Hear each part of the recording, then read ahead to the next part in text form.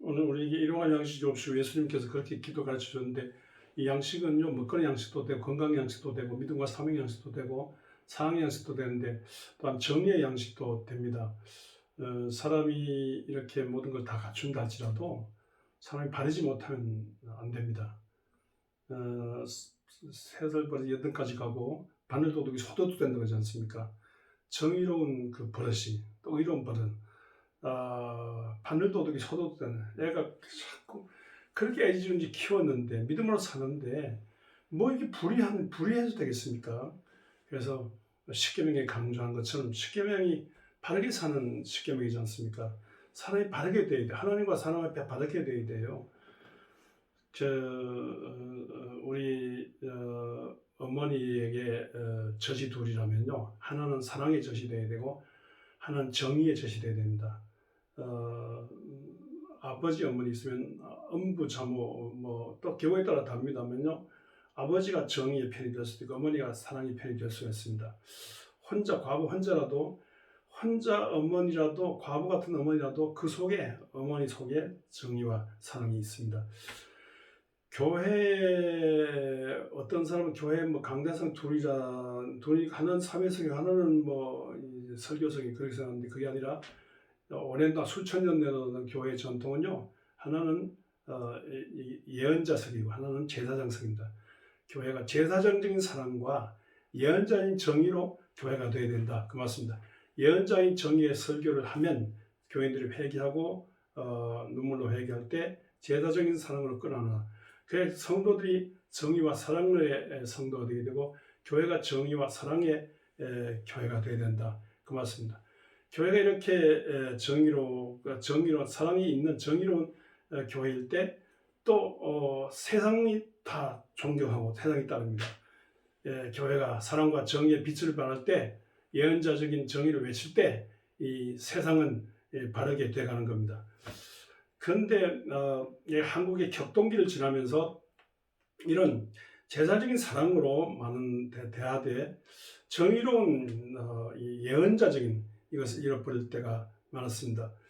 광주 항쟁에 1000여 명을 대낮에 학살했는데, 대낮 1000여 명이 살상되었는데, 여기에 대해서 교회가 정의롭게 틀렸다고 외치지 못하고 오히려 그 사람들을, 사람 죽인 사람들을 모아가, 대표자를 모아, 전두환 정권 이런 사람 모아가지고 조창기도 해주고 만수마음 밀어주고 신문에 지지성명하고, 이거는 하늘 뜻이라고, 이렇게 교회가 이렇게 어디 불교가 그렇지 않았어요. 천주교가 그렇지 않았어요. 교회가 유일하게 초창기도 해주고 이렇게 할 때 교회가 뭐가 됩니까? 교회가 불의한 단체가 되지 않습니까?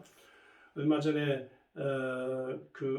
우연히 1987 영화를 보았습니다. 60항쟁, 4.19 민주정신을 이어받아 5.18 정신인데, 5.18 정신을 이어받아가지고 결국 군부 독재 정권을 몰아내고 민중을 위한 민중의 정부 세우는, 이 군부 독재 정권을 종식시키고 우리 손으로 대통령을 뽑는, 모든 의원을 뽑는 민선, 우리 손으로 선거 대통령 뽑는 그런 시대에 여는 그런 기획이었어요. 1987 영화 그런 건데, 우리 1987 6월 항쟁 때문에 지금 오늘 이렇게 수많은 이 선거들이, 대통령 선거, 국회의원 선거, 시의원, 도의원, 시장, 도의사 이런 지방자치 선거인데, 이게 전부 그때 1987 이후에 오늘 여기까지 온 겁니다.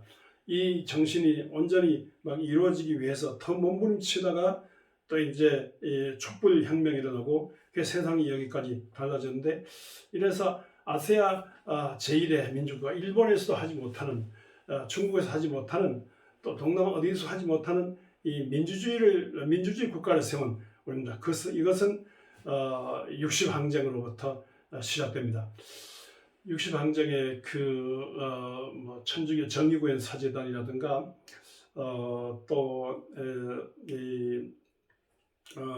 교도소에서 정말 정의로운 그런 박종철 고문 진상의 이 모든 걸 밝혀내고, 또 이걸 위해서 막 항의하는 중에 연세대학 학생, 기독교인이죠, 이한열 학생이 또 최루탄에 맞아 세상 떠나고, 그런 중에 막 세상이 막 수십 개, 전국 수십 개 대도시에서 막 수백, 500만 명 이상이 막 전부 드러나가지고 고문 없는 세상.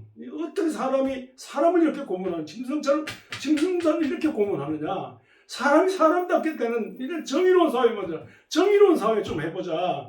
왜 이렇게 사람을 죽이느냐. 사람 죽이지 말라. 이렇게 들고 일어났어요. 이렇게 또 이렇게 이게 뭐 불가능해요. 군사 독재 정권의 맨주먹으로 달렸는데 불가능하지 않습니까? 실제로 불가능한 일입니다. 네가 그렇다고 이한열한테 그러잖아요. 그 영화에서 네가 그렇다고 세상이 달라진다? 저 사람들 항복할 것 같아? 그러지만 그러나 이한열의 가슴에는요, 하나님을 믿는 이한열의 가슴에는 난 못 살겠어, 못 견디겠어, 정이 하나 밥맛이 없어, 내 마음이 아프면 어떡해? 예언자적인 가슴이, 예언자인 정의의 가슴이 이한열에게 있었습니다. 그래서 이한열이 나섰다가 이렇게 순교죠. 정치적인 지독자의 순교를 당한 그런 건데, 이런 이 정의로운 가슴 때문에 세상이 바꿔졌습니다. 불가능한 같은데, 계란을 바위친 같은데, 정의로운 가슴, 못 견디는 정의로운 가슴 때문에 저 이스라엘이 있는 것이고, 저 새 이스라엘 기독교가 있는 것이고, 정의로운 가슴 때문에 세상으로 더 앞으로 발전할 것입니다. 이런 그 정의로운 기독교가 아니고 사랑만 있는 기독교라면요, 정의 없이 사랑만 키운 자식이 안 되듯이 사랑만으로 대하고 정의롭게 세상을 이끌어가지고 외치고 예언자적으로 외치고 방향 잡아주고 그렇지 못하면 기독교도 같이 망한다 생각하고요. 정말 우리에게 필요한 정치적인 이 정치의 영향이 많은 이런 시대, 자본주의 비례 부정이 많은 이런 시대에 정말로 정의가 없으면, 정의가 이러한 양식같이는 아버사에서는 정의가 강물같이 흐르는 사회가 안 되면 망하는 줄 알고, 이렇게 정의로운 사회를 위해서, 정의로운 국가를 위해서, 정의로운 의로운 나의 삶을 위해서 예수님께서 십자가에 못 박힌 것은 사랑과 정의 때문에 십자가에 못 박히시다는 거고, 예수도의 이 사랑과 정의를 이루어드리기 위해서 이와 같이 정의를 갈구하고 정의를 위해서 기도한 중에 의로운 영향력이 있는 성도가 되시기를 주의 이름으로 축원합니다.